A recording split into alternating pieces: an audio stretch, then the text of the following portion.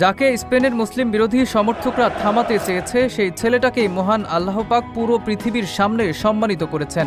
লামিনের বিশ্বাস ছিল মহান রবের ওপরে, আর সৃষ্টিকর্তাও যেন তাকে দুমুঠো ভরে সম্মান দিলেন।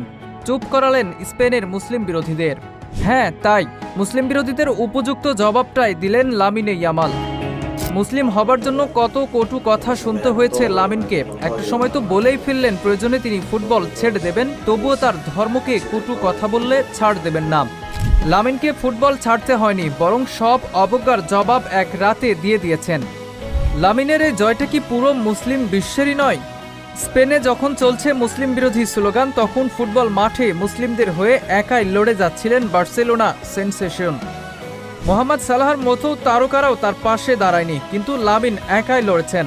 মূল ঘটনার সূত্রপাত সর্বশেষ ফিফা উইন্ডোতে মিশর বনাম স্পেনের ম্যাচে। মুসলিম ধর্মকে নিয়ে কটু কথা